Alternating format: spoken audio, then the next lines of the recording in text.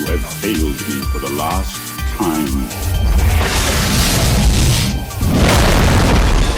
And we're back with another Star Wars Force Arena video. A bunch of balance updates coming out for the game. Some of them are very interesting and I think are going to change the game a lot. And then there's also a lot of stuff that I don't think that they put in here that they should have. And of course, if your hero's on this list and it got nerfed, you're going to be upset. But we're just going to go over it. It says, Commanders, welcome to another set of balance changes. This time we'll be taking a deeper look into the reasons for certain changes. And we'll also be buffing some cards while toning down a few others. As a team, we are always monitoring the balance situation, and we are committed to bringing balance to the Force Arena. This current round of changes tries to bring a balance to the game at all levels. So there's going to be a maintenance period where the servers are down, and let's go over them. Now, Bossk, who was my main, is getting nerfed a little bit. When creating Bossk skill, we knew there was a heavy potential for snares being a bit too strong. We are modifying Bossk skill Electronet to reduce the CC time, as when chained with other snares like stuns, like energy pike track, it became very oppressive. So his snare duration has been decreased from 3.5 seconds to 3 seconds, and I'm okay with that. It seems like I would do them back to back anyways. I would snare and then immediately stun. I wouldn't wait the 3.5 seconds to stun, so maybe that's an okay thing. Grand Admiral Thrawn, now this one confused me at first, but when we go take a look at the unique, we'll see that it does make a little bit of sense. I think it's just going to change the way that he's played. His early offensive power is quite low. His offensive capabilities increase based on how long he survives. When designing the mechanic, our calculations worked out that he was going to be okay. However, we found that his attack power boost can snowball a bit too fast, and coupled with his skill makes it even faster. We're going to keep an eye on his performance after the patch, and we have faith that he will be able to prove himself on the battlefield. Student of War, the interval duration between damage increase buff has been increased from 5 seconds to 6 seconds, and his skill commander ability buff duration had been decreased from 6 seconds down to 4.5 seconds. So before, the way it was is every 5 seconds his attack power would go up, and then that would reset when he dies. Now it's going to be lengthened a little bit so that it only goes up every 6 seconds. Now his commander ability was kind of broken in 2 versus 2. If you had 2 ATST walkers side by side, you activated the ability and they both got the attack speed and movement speed increase, and you could just wipe out towers very quickly. And so they lowered the duration on that from 6 seconds down to 4.5 seconds. And I was like, why? He wasn't seeing a lot of high-level play. But what they did is they drastically boosted his unique card price, and we'll talk about that in a minute. And actually, we'll just change the way that he's played, and I think he will get a lot of use. Boba Fett is a very strategically interesting leader with his ability to ignore terrain with the jetpack. However, his basic attack stat didn't beat the difficulty in safely using that ability. We're raising his attack power slightly to help him deal more damage in battle. And I kind of thought they were going to do this because if you compare his stats to like Sabine's, it didn't make a lot of sense. So I'm glad that Boba Fett is getting a buff as well as his unique, and we'll talk about that later because his unique was terrible, and hopefully now people will use his unique. Director Orson Krennic. Now, I didn't like his ability from the beginning, and I'm glad they changed this a lot. Director Orson Krennic was designed to control the battlefield with his superior energy recharge rate. However, the condition to activate his special ability is difficult to achieve with any kind of advantage. Basically, you have to be losing the match to get the advantage, kind of like Dengar. I don't like that either. We will be modifying his speed ability so the player can use him to control the energy he generates easier. So the way it was is that if you were losing, you get a 20% energy recharge rate. Now they just made it, whether you're winning or losing, you're just going to get 10% increase. So it's kind of like Lando or Bodhi or Bossk. You know, there's a lot of heroes that have energy advantage. Nothing too special. I just like that it's now going to be more consistent. The Grand Inquisitor, we really enjoy the way the character plays. He is graceful yet deadly. We have realized, however, that his base stats being a little lower than the other melee leaders makes him significantly more difficult to use. We're going to make a few adjustments that help him keep his evil presence on the field for longer. So they increased his HP, they increased his dash speed, and they increased his consecutive attack power by 50%, which is pretty big. He was the weakest melee heroes for the Empire. Now he'll probably get a lot more use. We will see. Luke, my goodness. Everybody that plays Empire seems to complain about Luke, and it kind of makes sense. His fast movement speed shows the recklessness that Luke had. Yeah, everybody called him Suicide Luke in the game. However, when he rushes into everything and escapes without much effort at all, something needed to be tweaked. Opponents will still fear Luke, but we're hoping that these changes will make him more manageable. His HP was decreased and his dash speed was decreased by 20%. I still think Luke's going to get a lot of play. They did also nerf his unique card, and we'll talk about that here in a minute too.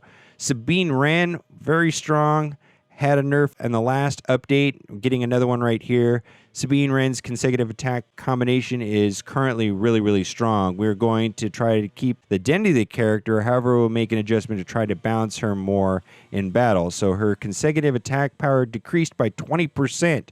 All right, let's get to the unique cards.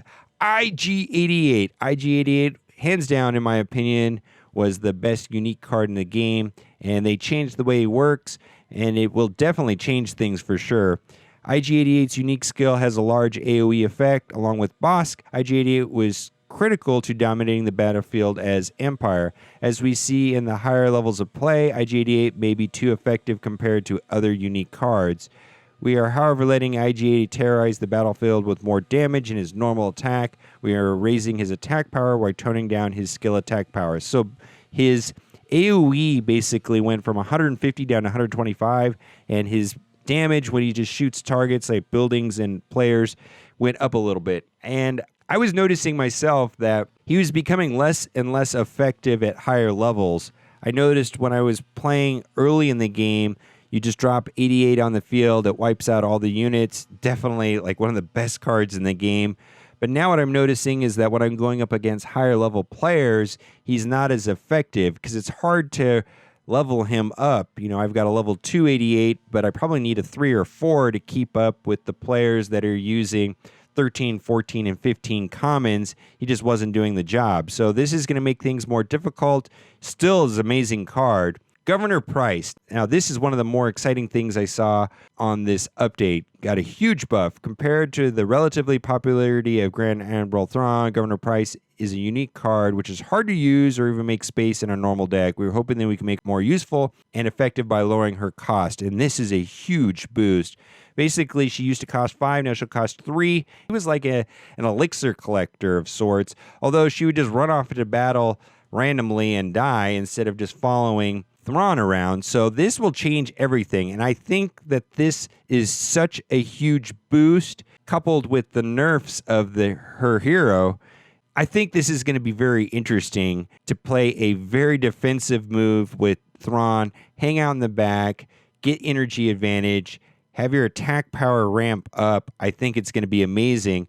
Right now, she only has to survive on the field for 30 seconds to pay for herself, and she's a free card. Before, it was almost twice that for her just to pay for herself. So I really like this a lot. Imperial Royal Guards. Now, I've said in the past, I did not like this card at all. The Bladesmans were better in almost every way, so they boosted their HP quite a bit. That's almost a 20% increase right there.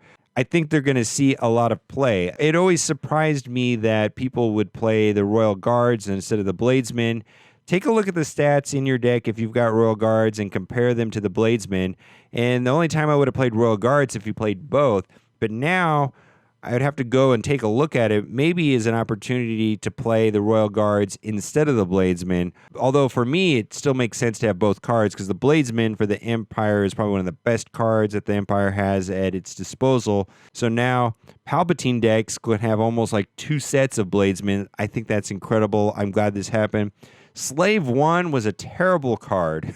Lowered the energy cost from 4 to 3, and I think that's great. And it says that the damage dealt timing modified, and I have to take a look and see how that works. Hopefully this Slave 1 will get more play. I did not like this card at all. It seems much better now at 3 energy. Ben Kenobi. This is a controversial card. I wasn't sold on this card before this nerf. I thought 8 energy was quite a bit, and it was very risky because it always didn't work the way that you wanted it to work, but they made it worse. Basically, his range was decreased by 20%. Now, if you drop Kenobi in the wrong spot, too close to a hero or unique or a tower, he'll attack instead of activating the mind trick. And then the other thing about mind trick is there's only certain cards that are worth stealing.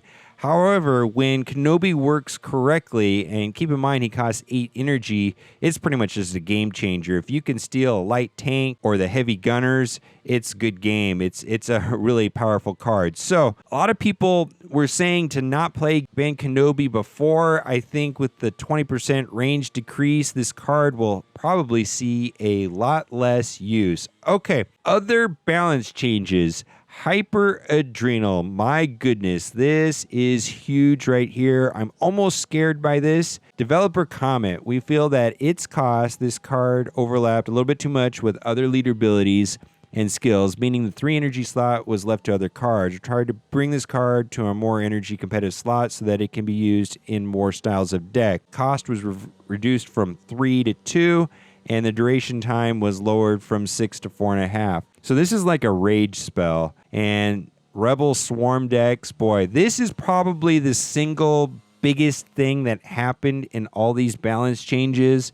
This single card right here could change the way Rebels are being used. Swarm decks could just take over. If you're playing Empire, be prepared to have a AoE response to this rage spell.